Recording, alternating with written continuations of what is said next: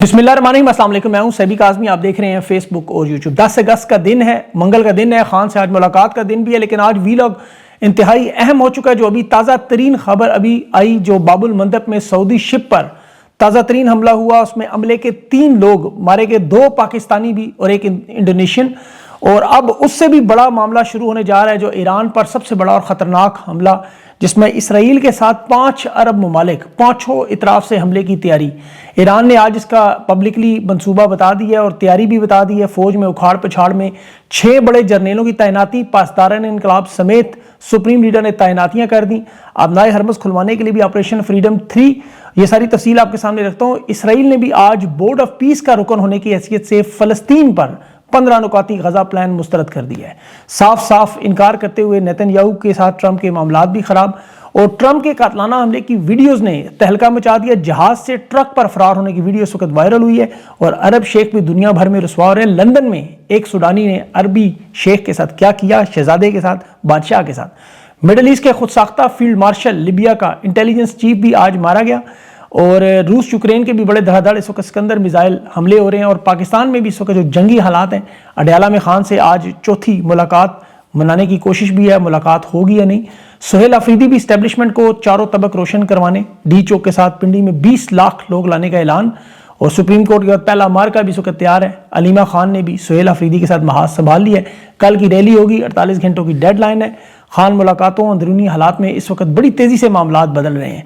Police की भारी नफरियाँ भी हैं, सिक्योरिटी के इंतजाम भी हैं और फौज के अंदर भी मामलात हैं। ये तफसीलात आपके सामने रखता हूँ। सबसे पहले तो भी जो सऊदी अरब के जहाज़ क़यामा, जो मक्का की बंदरगाह से निकलकर अब बाबुल मंदब पहुंचा, हौसियों ने बैलिस्टिक मिसाइल से हमला किया, जहाज़ को आग लगी।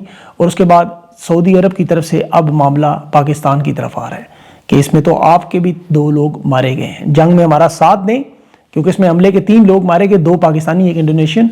और 90% पाकिस्तान की तेल की ज़ुरियात ज़ाहिर है सऊदी अरब से। बाबुल मंदब की सिक्योरिटी है, दिफाई मुआहदा है, और उसमें अब पाकिस्तानी भी जहाँ बहक हुए हैं। यानी अब इनके पास जवाज़ है कि जंग में हमारा हिस्सा बन गया, अंसारुल्लाह पर वहाँ बमबारी और ज़मीनी हमलों में मदद करें।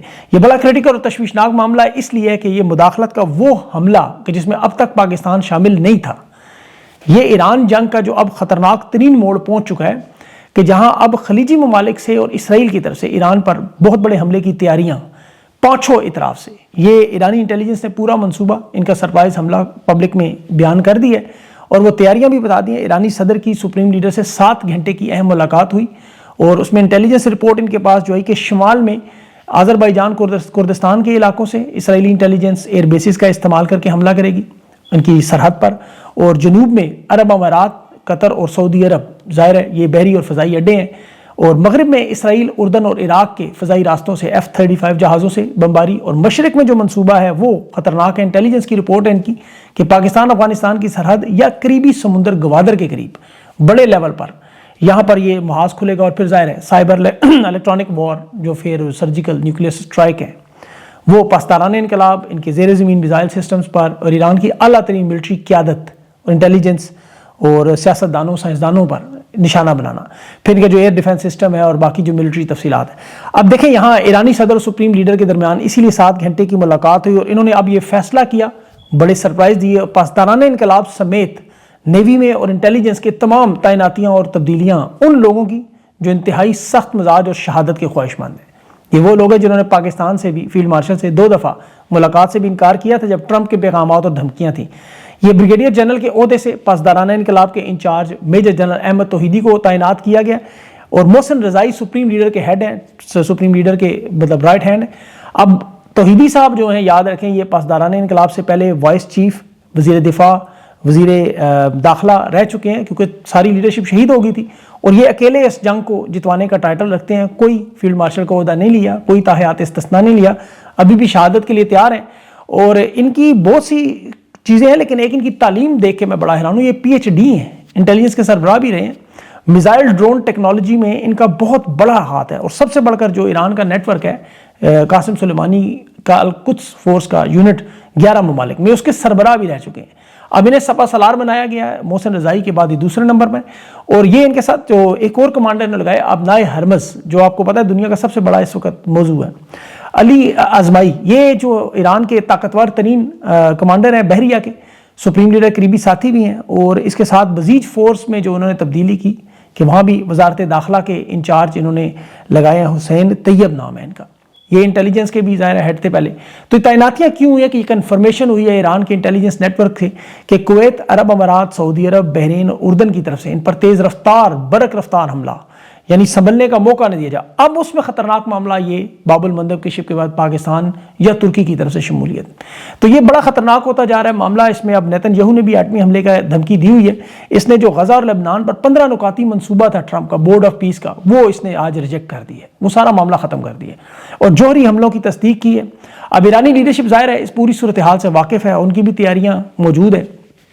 اب اس وقت ڈونلڈ ٹرمپ کی دیکھیں خواہش یہ ہے کہ خلیجی ممالک، عرب ممالک ایران پر حملہ کریں، اس میں بے شک پاکستان ترکی کا ساتھ دے یا اسرائیل کے ذریعے شروع کروائے اور پھر یہ جنگ سے خود نکل جائے۔ یاد رکھیں پھر عرب دنیا جانے اور ایران جانے، ٹرمپ وہاں بیٹھ کے ان کی صلح بھی کروائے گا، جنگ بھی بند کروائے گا اور نوبل امن انعام کی خواہش بھی کرے گا۔ اب چونکہ سعودی عرب پاکستان کا معاہدہ ہوا ہے ترکی کے ساتھ مل کے، تو اس میں امریکہ اس جنگ میں نکلنے کے لیے جتنا بےتاب ہے اتنی تیزی سے باقی دیگر ممالک اس میں شامل کیے جا رہے ہیں۔ ایران ظاہر اس بحران کو طول دینا چاہتا ہے کیونکہ ٹرمپ کی وہ چاہتے ہیں بمباری، یہ ساری کوشش ناکام ہو، پھر سفارتکاری ہو اور اصل مذاکرات ہوں۔ اس دوران ظاہر ہے جو آبنائے ہرمز سب سے اہم ایشو ہے، بلکہ آج ایران نے بڑا عجیب پیغام بھی دیا کہ اب بات چیت وہ ٹرمپ کے ساتھ نہیں اگلے امریکی صدر کے ساتھ کریں گے، کیونکہ ایک تو ظاہر ہے ٹرمپ کا الیکشن ہارنے کا نظر آ رہا ہے، مواخذے کا نظر آ رہا ہے، اور مڈ ٹرم کا الیکشن کا خوف تو ٹرمپ کو ہے۔ اب اس کی جان کے حوالے سے بڑے عجیب و غریب معاملات، ایک ویڈیو بھی منظر عام پہ آئی ہے کہ جس میں ایئر فورس ون کیمروں کو دکھا رہا تھا لیکن پچھلے دروازے سے سامان والے ٹرک میں چھپ کر وہاں C-32 جہاز میں نکل رہا تھا کہ ایئر فورس کوئی اڑا نہ دے، اور یہ ترکی کی فضاؤں میں یہ حالات تھے، اور دنیا کی ان کے پاس سب سے بڑی فضائی طاقت ہے، یاد رکھیں۔ نیٹو کے سربراہی اجلاس میں یہ اگر کھانے کے سامان کے ٹرک میں چھپ کر نکل رہے ہیں تو کیا حالات ہیں۔ اپنے ملک میں ابھی گولف کھیلنے کے دوران جو ڈرون آئے اس کے بعد خوف کا یہ عالم ہے کہ امریکی فوج نے وہاں ڈیفنس ایونجر سسٹم لگایا ہے، ریڈار سسٹم لگا دیے ٹرمپ کے ارد گرد، گولف تک کھیلنے کے لیے جائے تو کوئی ڈرون، کوئی طیارہ، کوئی کروز میزائل نہ آ جائے۔ تو اب یہ ہر جگہ ٹرمپ کے ساتھ جا رہے ہیں سارے معاملات، کیونکہ ایران ان کے اعصاب پر سوار ہے، اور جب سے انہوں نے کہا نا اگلے امریکی صدر سے بات ہوگی تو خوف مزید پھیل رہا ہے، کیونکہ ایران ان معاملات پر لچک نہیں دکھا رہا اور یہ معاملہ بڑھتا جا رہا ہے۔ ابنائے ہرمز میں اس وقت امریکی انٹیلیجنس کا یہ دعویٰ ہے کہ ہماری ترجیحات میں ابنائے ہرمز ہے، جہاں ہم کسی صورت میں کنٹرول جو ہے وہ چھوڑنا نہیں چاہتے، اور ایران نے تو ان تمام ممالک پر پابندیاں بھی اب لگا دی ہیں، جس نے ماضی پر ان پر معاشی پابندیاں لگائیں کہ وہ ابنائے ہرمز استعمال نہیں کر سکتے۔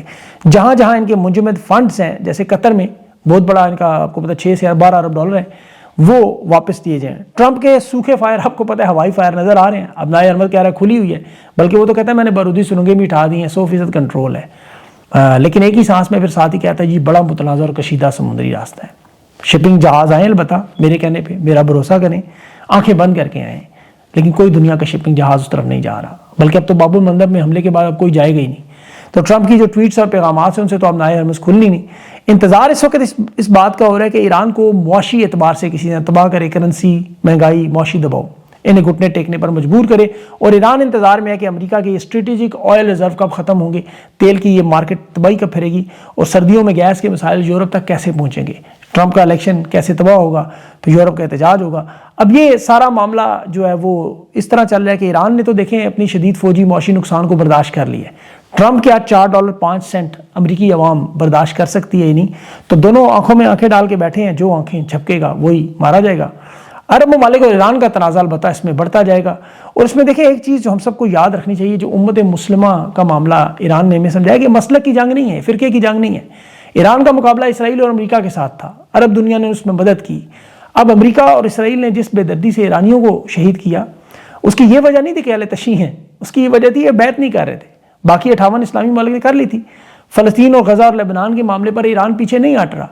اگر یہ مسلک کا مسئلہ ہوتا تو ایران فلسطین کے لیے کبھی بھی مسلکی اعتبار سے جو ان سے مختلف ہے، قیادت اہل سنت کی ہے، ان کے ساتھ نہ لڑتے، ان کے لیے لڑے ہیں۔ یہ آذربائیجان جو مسلکی اعتبار سے ان کا ہم ایک جیسے ہیں، لیکن یہ مسلک کے مسئلے پر ان کے ساتھ کھڑے نہیں ہوئے، بلکہ امریکہ اور یورپ نے صدام حسین، یاسر عرفات یا فلسطینی لیڈرشپ کو، کرنل قذافی کو، شاہ فیصل، ذوالفقار علی بھٹو کو کبھی بھی نہ مرواتا، کیونکہ مسلکی اعتبار سے سب اہل سنت تھے۔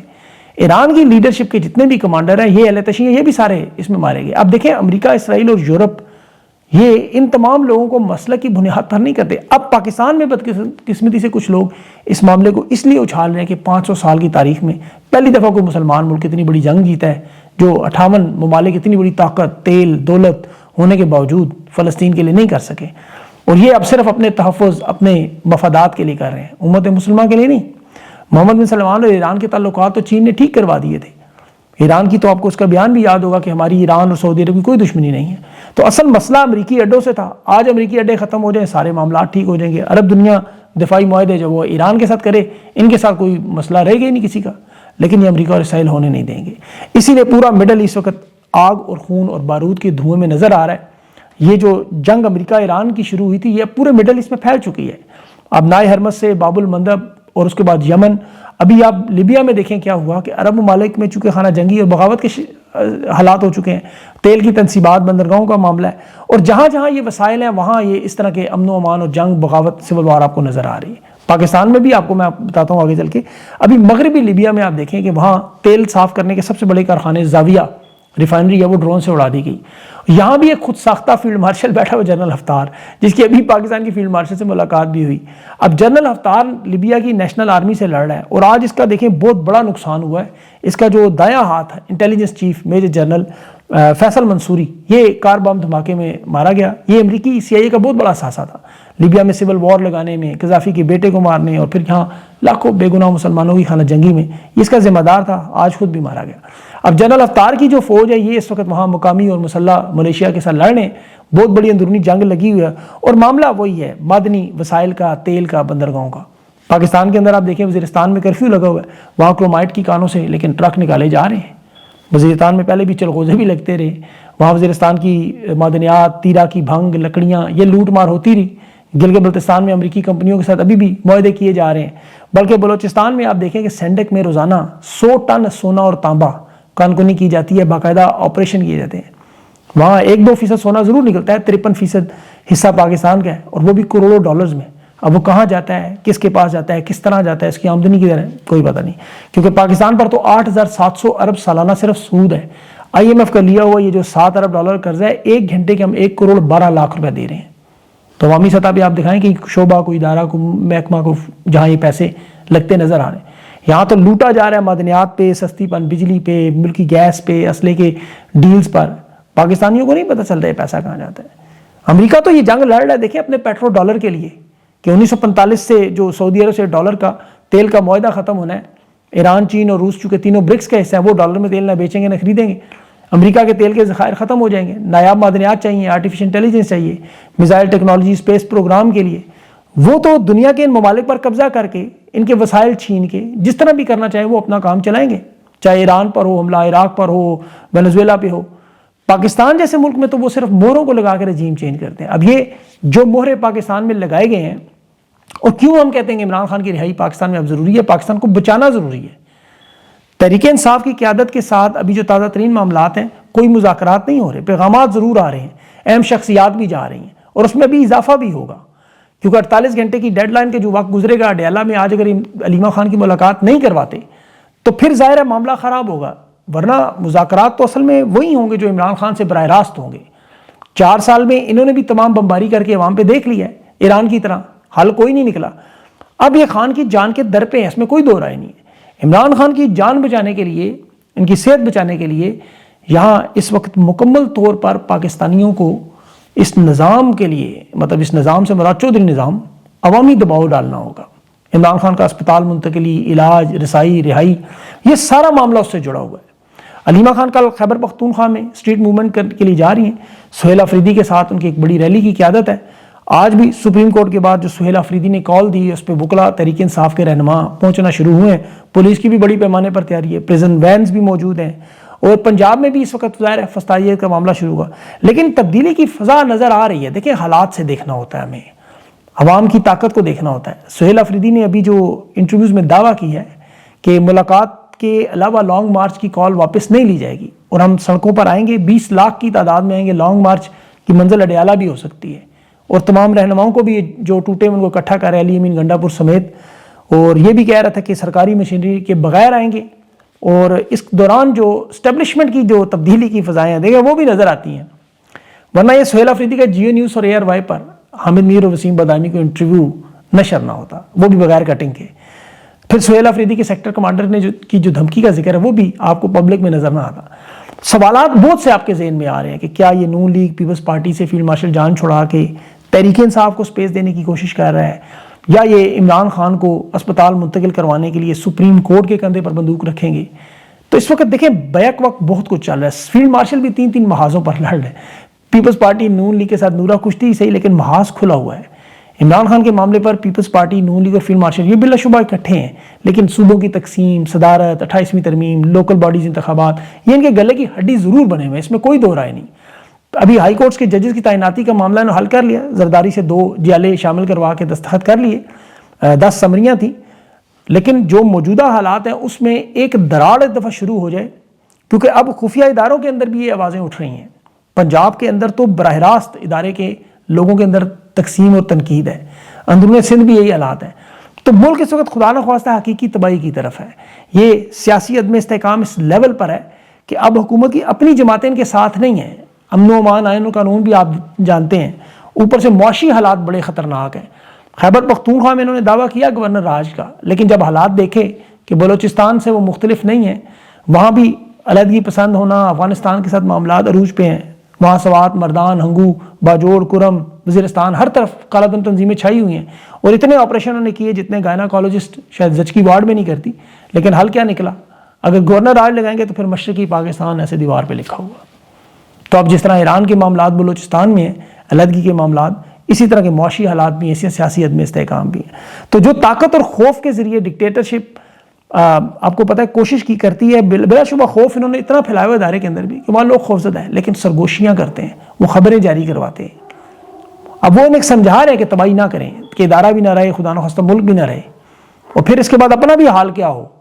کیونکہ دیکھیں ہمارے سامنے آج ایک بہت بڑی مثال آئی ہے کہ یہ جو رجیم چینج کرنے والے یا جمہوری رہنماؤں کو قتل کرنے والے یا دیگر ممالک میں انسانیت کا قتل کرنے والے، یہ اب آزاد زندگی بسر نہیں کر سکتے. دبئی کے شیخ محمد راشد مختوم، یہ امارات کا نائب صدر، طاقتور ترین آدمی، ارب پتی، لندن کی سڑکوں پہ دیکھے کیا ہو رہا ہے، سیکیورٹی بھی ہے، گارڈز بھی ہے. نواز شریف کی طرح کافی پینے نکلا، ایک عام سوڈانی روک کر ذلیل کر رہا ہے، یاد کرا رہا ہے کہ تم ہمیں قتل کیوں کرتے ہو. اور وہ برطانیہ آزاد ملک ہے. آپ کو جنرل باجوہ کا حال یاد ہوگا، وہ چیخ کے کہتا تھا میں آرمی چیف نہیں ہوں، قسمیں اٹھاتا تھا. اور اب تو دیکھیں جتنا جو ظلم اور تباہی ہے، یہ ریٹائرمنٹ کے بعد بھی جو تاحیات استثناء ہے وہ پاکستان میں ہے صرف. تو پاکستان میں تو آپ ساری زندگی نہیں رہیں گے، آپ نے جانا تو باہر ہی ہے. تو اس لیے مذاکرات کی طرف چلے جائیں. عمران خان کے پاس ایسے لوگوں کو بھیجنے کا فائدہ نہیں ہے. ٹرمپ کی طرح کے مذاکرات نہ کریں، حقیقی مذاکرات کریں، درمیانی راستہ نکالیں. اب اس میں بہت سی چیزیں اس وقت چل رہی ہیں، خبریں بہت سی ہیں. کوشش ہوگی کہ اگلے ویلاگ میں آپ کے سامنے رکھوں. دیکھیں، امید کریں اور دعا کریں عمران خان سے ملاقات کروائیں. وجاد سعید نے بھی جو خبر دی ہے، دیکھیں میرے خیال میں انہیں اس طرح کی خبر نہیں دینی چاہیے تھی. عمران ریاض کے بارے میں بھی اس طرح آپ کو یاد ہو، انہوں نے اس طرح کی میرے ساتھ انٹرویو میں بات کی تھی.